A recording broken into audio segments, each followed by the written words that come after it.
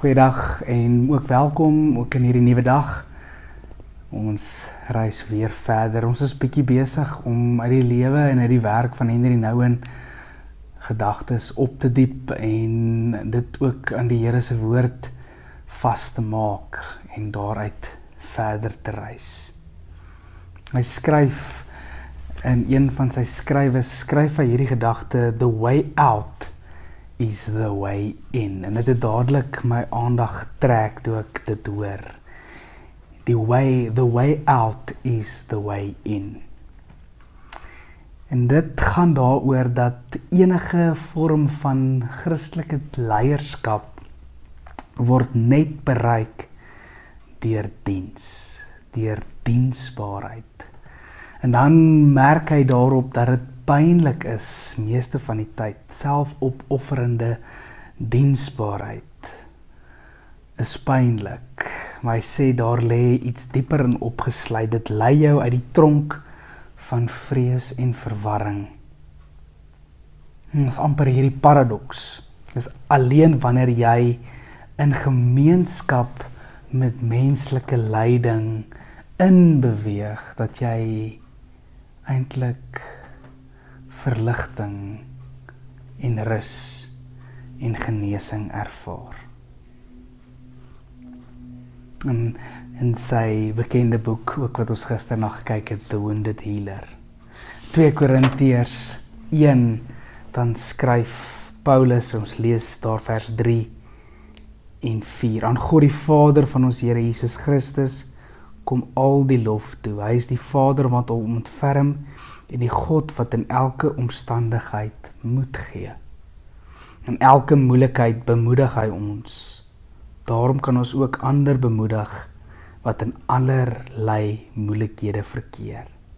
Ons kan hulle bemoedig met dieselfde bemoediging waarmee God ons bemoedig. In elke moeilikheid bemoedig hy ons. En daarom kan ons ook ander bemoedig wat in allerlei moeilikhede verkeer. En die vraag is, wat ek en jy oor kan nadink, wie het jou diensbaarheid, maar ook jou bereidwilligheid om in pyn of in swaar kry in te tree namens hulle? Wie is daar die mense wat jou diensbaarheid nodig het? Juis ook so wanneer dit vra dat jy in die pyn en lyding van hulle intree. 'n diep vraag, amper 'n vraag wat amper baie diep in ons kom oopkerf.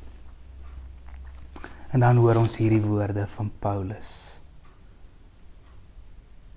In elke moeilikheid bemoedig hy ons en daarom kan ons ook ander bemoedig wat in allerlei moeilikhede verkeer.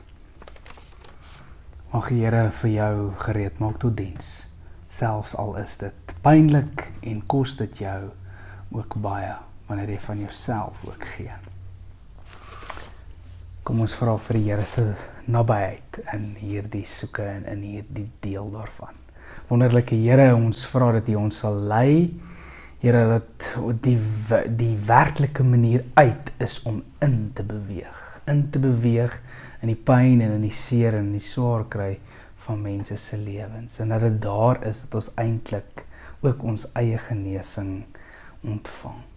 Here, dankie vir die goedheid, dankie dat U ons ook gebruik, dankie dat U ons kies gebruik in die aangesig van hierdie tipe omstandighede ook in hierdie wêreld. Word ook daardeur verheerlik. Amen. Mag jy 'n wonderlike dag beleef. Tot 'n volgende keer.